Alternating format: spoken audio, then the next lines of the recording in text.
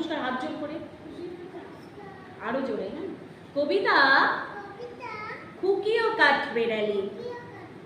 কবি কাজী নজরুল ইসলাম। কাঠবেড়ালি কাঠবেড়ালি পেয়ারা তুমি খাও, গুড় মুড়ি খাও, দুধ ভাত খাও,